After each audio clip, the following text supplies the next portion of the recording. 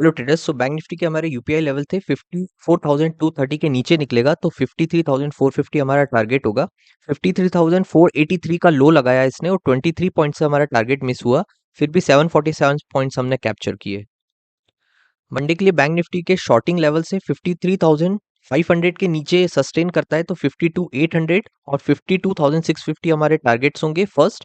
And last target 51,800 होगा। इसके reason simple है कि अगर हम लोग फीबो लगाते हैं, सेटअप्स कोई मिल नहीं रहा है, कोई सेटअप नहीं है शॉर्टिंग का, बट और अगर इसको फॉल करना है तो यहाँ तक कर सकता है। सेटअप्स जो थे वो ऊपर थे, हमने डिस्कस कर लिए थे। अभी ये सस्टेन कर रहा है 618 लेवल पे, यहाँ हम क्लियर देख सकते हैं।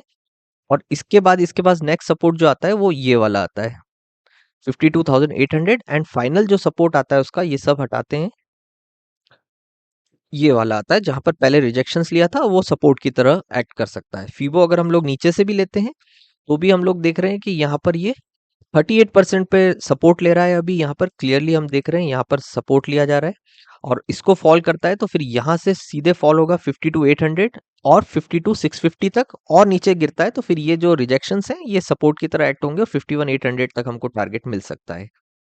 तो अगर हमारे यूपीआई लेवल 53,500 के नीचे सस्टेन करता है तो 51,800 हमारा फाइनल टारगेट होगा। इसमें 1,700 पॉइंट्स कैप्चर करने की अपॉर्चुनिटी है। ये लाइव मार्केट में और अपॉर्चुनिटीज मिल सकती है शॉर्टिंग की। यहाँ से इसने फॉल करना स्टार्ट किया, फीबो हमने लगाया और फिर हमने देखा कि ये नीचे गया, ये ऊपर गया, इस लेवल को क्रॉस किया, फिर ये ऊपर की तरफ आता है 50% पर। तो यहाँ पर हम लोग 54,200 के आसपास एक एम पैटर्न बन गया तो हम लोग वापस 53,500 का टारगेट रख सकते हैं और इसमें लाइव मार्केट में शॉर्टिंग अपॉर्चुनिटी मिल सकती है।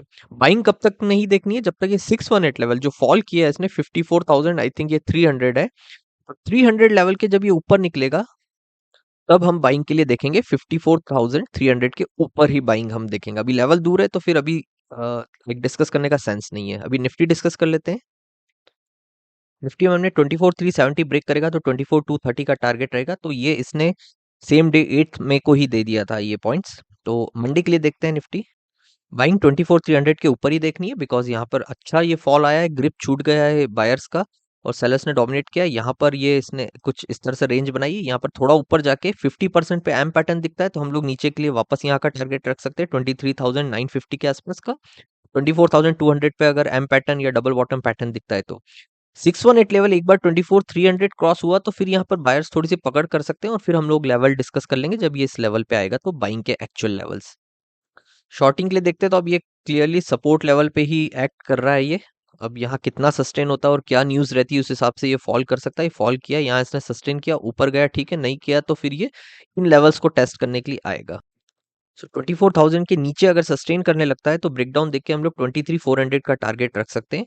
ऑलमोस्ट 600 पॉइंट्स की अपॉर्चुनिटी है निफ्टी में। ये सिंगल, इसमें कोई और ऑप्शन नहीं है सपोर्ट का, ये ही फाइनल सपोर्ट लेवल है अगर ये ब्रेक होता है तो। एक बार फीबो हम लोग और चेक कर लेते हैं यहाँ से। ये फीबो मैंने यहाँ से लगाया यहाँ तक, तो फीबो के 618 लेवल 23,750 के आसपास एक बार सस्टेन कर सकता है ये। उसके बाद नेक्स्ट टारगेट तो हमने जो डिस्कस किया अभी वही है। एक बार ये टारगेट भी हम ले लेते हैं 23,750। ये टेंटेटिव है, एग्जैक्ट टारगेट्स या एग्जैक्ट हम लोग नहीं पता लगा सकते। वो लगाना है तो ये सपोर्ट ही देख सकते हैं 23,400। सो 24,000 के नीचे सस्टेन करता है तो 23,750 फर्स्ट टारगेट, 23,400 सेकंड टारगेट, और नीचे गिरता है तो फिर हम लोग देखेंगे कि नेक्स्ट डे ये कैसा वर्क करता है। ओके, तो निफ्टी बैंक निफ्टी दोनों मंडे के लिए हमने डिस्कस किया, देखते हैं कैसा वर्क करता है। Okay, thanks for watching.